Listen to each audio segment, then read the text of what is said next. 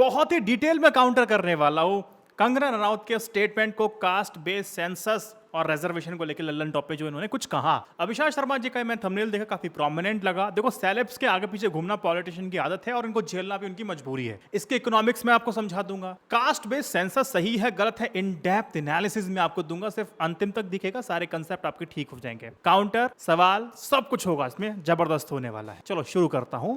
पहला इन्होंने ये बोला, स्टेटमेंट दिया कि कास्ट बेस्ड सेंसस जरूरी नहीं है। मैडम देखिए, कास्ट स्पेसिफिक डेटा का होना सिर्फ ये पता करने के लिए नहीं होता कि लोगों की कास्ट क्या है।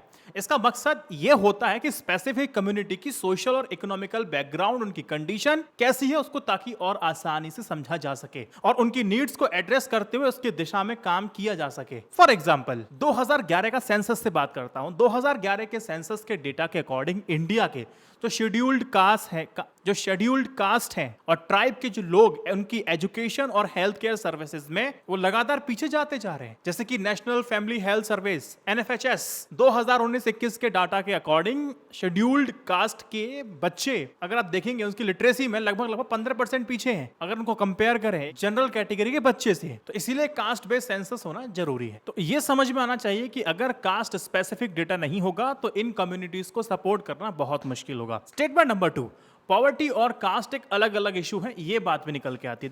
देखिए कास्ट बेस्ड डिस्क्रिमिनेशन और पॉवर्टी अक्सर इंटरवीन्ड होते हैं। कास्ट बेस्ड इनइक्वालिटीज पॉवर्टी को बहुत ही खराब कर देते हैं और पॉवर्टी भी कास्ट बेस्ड बैरियर को भी खराब करने लगती है। मैं आपको एक एग्जांपल समझाता हूं। देखिए, वर्ल्ड बैंक की एक रिपोर्ट है जिसका जिक्र कर रहा हूं, वो 2022 की है। इंडिया में दलित और ट्राइबल कम्युनिटीज की पॉवर्टी रेट्स अगर आप देखेंगे जनरल पॉपुलेशन से काफी ज्यादा है। शेड्यूल्ड कास्ट के लोग की पॉवर्टी रेट आप देखेंगे 25% है, जबकि जनरल पॉपुलेशन के लिए अगर आप देखेंगे तो यही रेट 15% हो जाता है। ये डेटा दिखाता है कि कैसे कास्ट बेस्ड बैरियर और इकोनॉमिक डिसएडवांटेजेस इंटरकनेक्टेड हैं। देखिए, याद दिला देता हूं कि नरेंद्र मोदी सरकार ने जो गरीब सवर्ण हैं उनके 10% का रिजर्वेशन का प्रोविजन किया, यानी कि EWS का, बहुतों ने इसका लाभ भी लिया। उसको मोदी जी इंट्रोड्यूस करते हैं, जो एक अटेम्प्ट था पॉवर्टी और कास्ट बेस्ड इशू को एड्रेस करता है। अगर कास्ट स्पेसिफिक डेटा नहीं होता तो ये इनिशिएटिव इफेक्टिव नहीं होता ना, और टारगेटेड असिस्टेंस नहीं मिलती, यानी कि फायदा भी नहीं मिलता। तो ये थोड़ा ब्रॉडर पर्सपेक्टिव में देखने की जरूरत है। 3 लोग गरीब हैं, किसान, और ये बहुत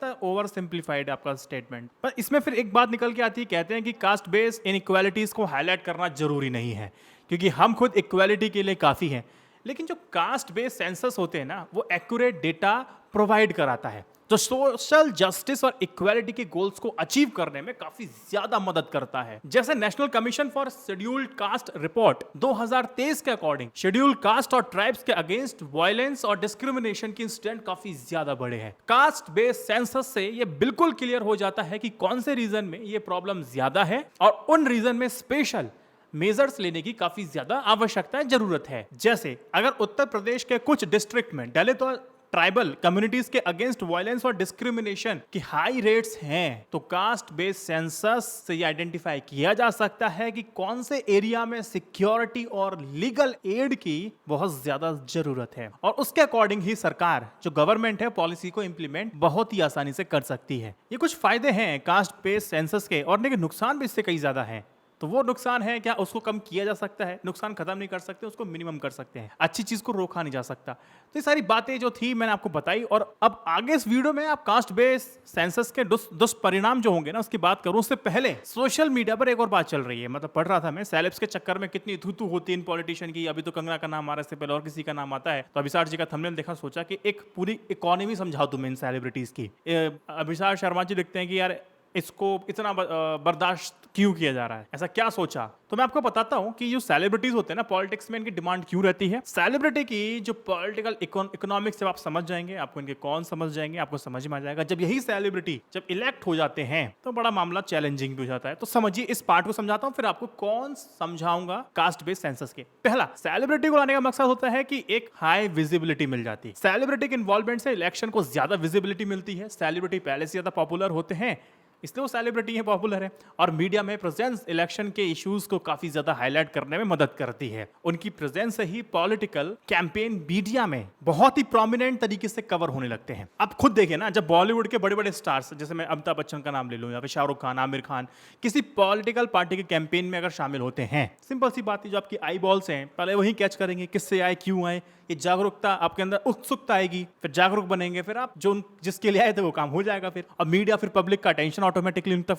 चला जाता है, शिफ्ट हो जाता है, उनकी बात लगातार होती है। ये मीडिया कवरेज कैंपेन्स को नेशनल और इंटरनेशनल लेवल पर प्रमोट करते हैं। मीडिया बज़ बढ़ जाता है इन सेलिब्रिटीज के इन्वॉल्वमेंट से, सेलिब्रिटीज के एंडोर्समेंट से मीडिया बज़ क्रिएट होता है, इसमें कोई दोहराए वाली बात नहीं है। ये एक बज़ इलेक्शन कैंपेन के विजिबिलिटी और रीच को ज्यादा बूस्ट करता है। तो अल्टीमेटली वोटर एंगेज होना शुरू हो जाते हैं, बात उसके लिए आते हैं। अब जब वोटर तक बात पहुंचती तो वोटर एंगेजमेंट भी बढ़ जाता है, वाइडर ऑडियंस तक ये लोग पहुंच जाते हैं। सेलिब्रिटीज की फैन फॉलोइंग के जरिए जो पॉलिटिकल पार्टीज होते हैं ना, वो अपनी रीच को ना बढ़ाते बढ़ाते बढ़ाते एक अच्छे लेवल पे ले जाते हैं, एक्सपेंड करते चले जाते हैं। सेलिब्रिटीज के थ्रू पार्टीज उन ऑडियंस तक पहुंचने की कोशिश करती है जहां नॉर्मली पॉलिटिकल पार्टी डिस्कशन में शामिल नहीं होती है। सोशल मीडिया का जमाना है, उनका इन्फ्लुएंस काफी ज्यादा होता है। अगर किसी सेलिब्रिटी ने किसी पार्टी को इंडोर्स किया तो उनके मिलियंस ऑफ फॉलोअर भी उनकी बातों को सुनने और समझने लगते हैं, जो वोटर एंगेजमेंट को काफी बढ़ाता है। सिंपल, जब सेलिब्रिटी बात करते हैं तो उनकी पर्सनल स्टोरीज और उनके अचीवमेंट्स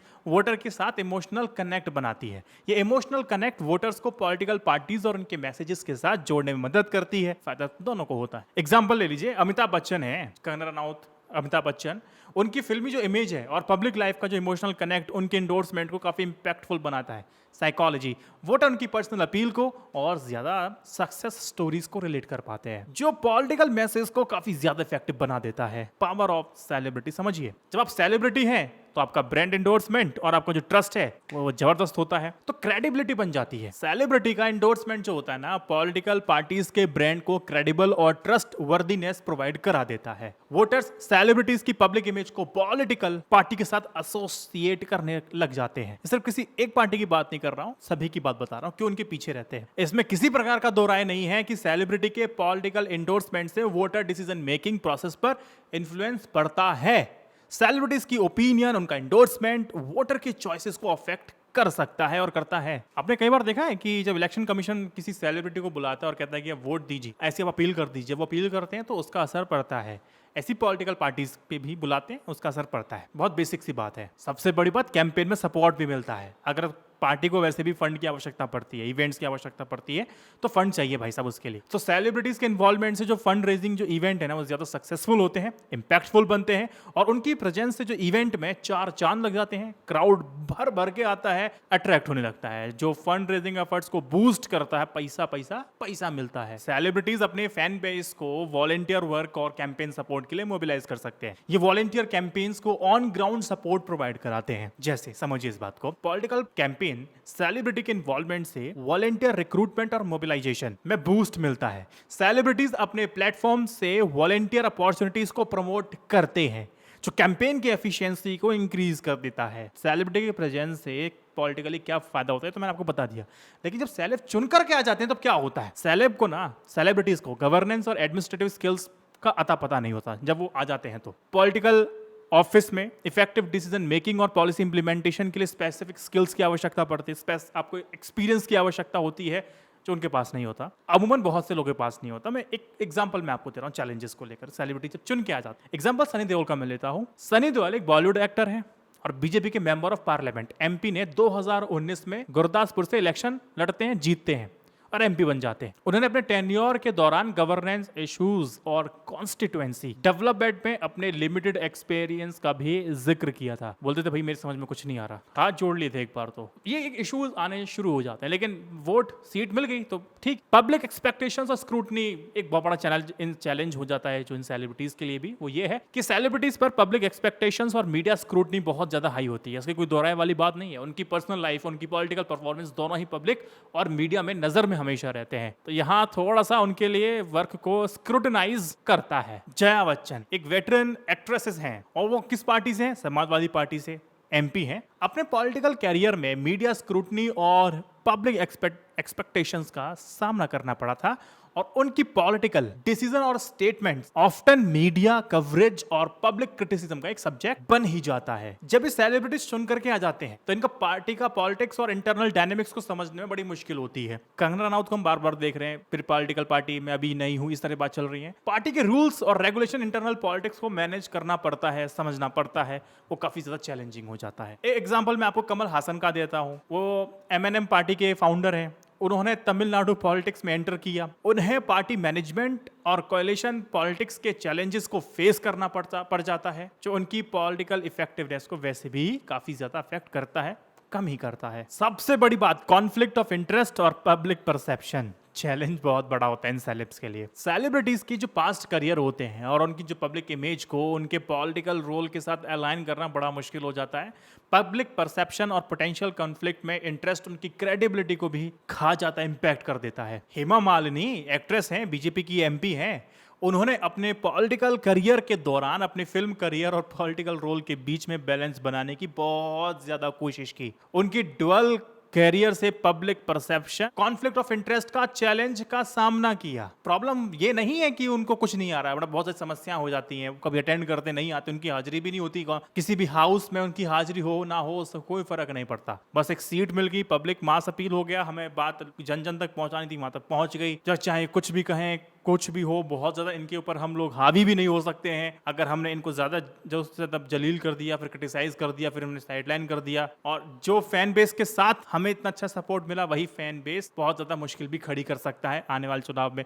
तो बहुत सारी डिफिकल्टीज होती हैं दोनों तरफ कि भैया एक फैन बेस की वजह से सीट भी मिल गई और बहुत ज्यादा कुछ हम अप एंड डाउन करते हैं, अब बहुत ज्यादा समस्याएं उत्पन्न करते हैं इनके लिए। मैं कह सकता हूं कि वैसा सब झेलना पड़ेगा, दो धारी तलवार होती है। ये सेलिब्रिटी सिर्फ बीजेपी की नहीं, कांग्रेस, TMC, हर जगह यही समस्या होती है। तो एक छोटा सा मुझे आपको एक समझाते हैं इकोनॉमी क्या होती है। लेकिन अभी कास्ट बेस्ड सेंसस की तरफ अगर मैं लौटूं तो यहाँ बोलते हैं कि यार बहुत ज्यादा टेंशन है इसमें।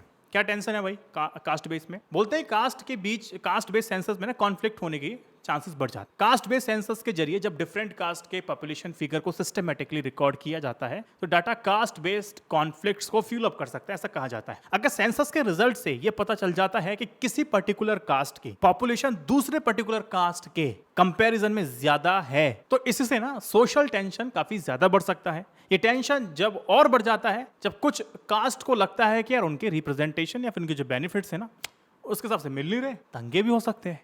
एग्जाम्पल के तौर पे 1990s की बात करता हूं। उसके दौरान 1990s के दौरान मंडल कमीशन के रिकमेंडेशन के बाद रिजर्वेशन पॉलिसीज को इंप्लीमेंट हुई थी ना। क्या हुआ था? OBC और अपर कास्ट के बीच में सिग्निफिकेंट टेंशन होना शुरू हो गया था। प्रोटेस्ट देखे गए थे, बहुत ज्यादा नुकसान देश को हुआ था उस वक्त। अगर कास्ट बेस्ड सेंसस से सिमिलर रिजल्ट मिलते हैं तो कास्ट बेस्ड कॉन्फ्लिक्ट्स और सोशल अनरेस्ट का भी रिस्क काफी ज्यादा बढ़ जाता है। ये कॉन्फ्लिक्ट्स जो होते हैं ना एजुकेशनल इंस्टीट्यूशंस पर, गवर्नमेंट जॉब्स पर और पॉलिटिकल रिप्रेजेंटेशन पर में भी दिखाई दे सकते हैं। वही सोशली अनरेस्ट होना शुरू हो जाएगा। उनको लगता है कि हमें फेयरली ट्रीट नहीं किया जा रहा है, उनका रिप्रेजेंटेशन कम है, उनको बहुत ज्यादा सरकार दे रही है। प्रोटेस्ट और राइट में ये ट्रिगर हो सकता है। कोई समस्या एग्जांपल ले लीजिए, बिहार और उत्तर प्रदेश में कास्ट बेस्ड सेंसस के डाटा से कॉन्फ्लिक्ट और प्रोटेस्ट का एक्सपीरियंस मिल चुका है। अगर कास्ट बेस्ड सेंसस के रिजल्ट से स्पेसिफिक कास्ट को डिसप्रपोर्शनली बेनिफिट होता है या फिर कम बेनिफिट होता है तो ये सोशल अनरेस्ट का सबब तो बन जाता है। फिर आपके दिमाग में आएगा तो इसका मतलब तो ये ना किया जाए। देखिए, हम किसी चीज को परमानेंटली इरेडिकेट नहीं कर सकते, लेकिन उसके जो टेंशन है उसको मिनिमल तो कर सकते हैं। क्या कर सकते हैं? ऐसी सिचुएशन में जहां कास्ट बेस्ड कॉन्फ्लिक्ट्स होने की बात आती है तो डाटा के जरिए एड्रेस पब्लिक को किया जा सकता है। वहां पब्लिक में अवेयरनेस और कम्युनिकेशन स्ट्रेटेजी से टेंशन को कंट्रोल किया जा सकता है। सोशल मीडिया का माध्यम भी है। गवर्नमेंट क्या कर सकती है? खुद गवर्नमेंट और NGO के थ्रू अवेयरनेस कैंपेन्स को एक लार्ज लेवल पे ले जाए और डायलॉग सेशन को लगातार ऑर्गेनाइज कराए, जिससे कॉन्फ्लिक्ट्स को पैसिफाई कर सकते हैं थोड़ा सा। तो ये तो ट्रिगर होने से थोड़ा हम बचा भी सकते हैं। फिर दूसरा कहते हैं कास्ट बेस्ड सेंसस से यार पॉलिटिकल एक्सप्लॉयटेशन होना शुरू हो जाएगा, वोट बैंक पॉलिटिक्स भी बड़ी गंदी होनी शुरू हो जाएगी।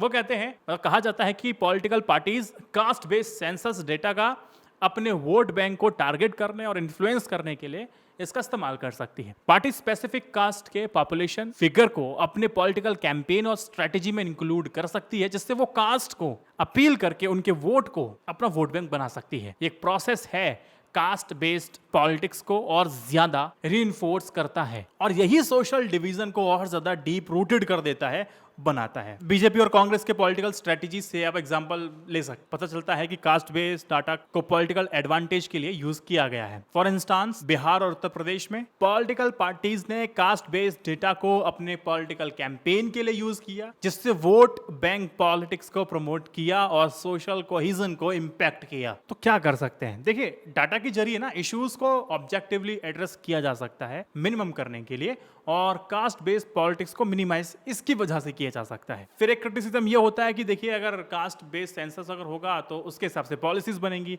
देखिए, कास्ट बेस्ड सेंसस का रिजल्ट से जो पॉलिसीज फॉर्मुलेट होती है ना, वो स्पेसिफिक कास्ट के लिए डिस्प्रपोर्शनली फेवरेबल हो सकती हैं अगर पॉलिसीज किसी पर्टिकुलर कास्ट को ज्यादा बेनिफिट देती है तो दूसरी कास्ट में डिससैटिस्फैक्शन, ग्रीवियंस बहुत ज्यादा बढ़ सकता है। ये कास्ट बेस्ड पॉलिसीज इकोनॉमिक और सोशल डिस्पैरिटीज को और ज्यादा खराब कर सकती है। उत्तर प्रदेश और महाराष्ट्र में कास्ट बेस्ड रिजर्वेशन दिए गए, दूसरे कास्ट में भिड़ंत हो जाती है, टेंशंस बढ़ जाती है। अगर कास्ट बेस्ड सेंसस से सिमिलर रिजल्ट मिलते हैं और स्पेसिफिक कास्ट को ज्यादा बेनिफिट मिलते हैं तो ये पॉलिसीज कास्ट बेस्ड कॉन्फ्लिक्ट्स को और भी ज्यादा डीप कर सकती है। एक तर्क दिया जाता है, देखो, अगर आप कास्ट बेस्ड सेंसस करते हैं तो डाटा प्राइवेसी का कंसर्न काफी ज्यादा बन जाता है, क्योंकि सेंसिटिव इंफॉर्मेशन होती है, वो किसी के हाथ लगी तो उसका गलत इस्तेमाल करेगा। कास्ट बेस्ड सेंसस के जरिए सेंसिटिव पर्सनल डेटा को कलेक्ट किया जाता है, जो कि डाटा प्राइवेसी कंसर्न को काफी ज्यादा रेज करता है।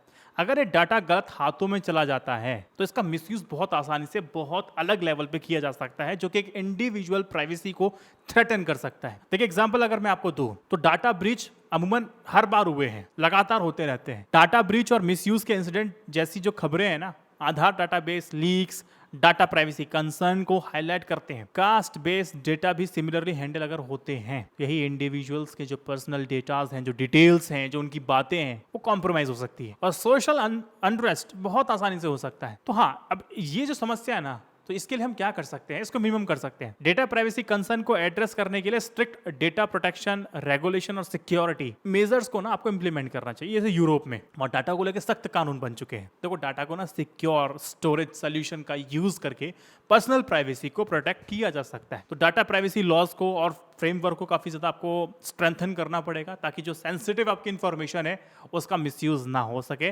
तो इस पॉइंट पे हम, ताकि उसको प्रिवेंट किया जा सके, तो इसको तो हम इस तरह से टैकल कर सकते हैं, मिनिमम कर सकते हैं। अगला तर्क दिया जाता है कि एडमिनिस्ट्रेटिव चैलेंजेस, डाटा कलेक्शन और एनालिसिस के प्रॉब्लम्स होने लग जाएंगे। कहने का तात्पर्य यह बनता है कि जब आप कास्ट बेस्ड सेंसस आप करते हैं ना, तो उसको इंप्लीमेंट करना और कॉम्प्लेक्स और चैलेंजिंग काफी ज्यादा हो जाता है। एक्यूरेट डेटा कलेक्शन और एनालिसिस के लिए एक्सटेंसिव आपको रिसोर्सेज और प्लानिंग की आवश्यकता होती है, जरूरत होती है।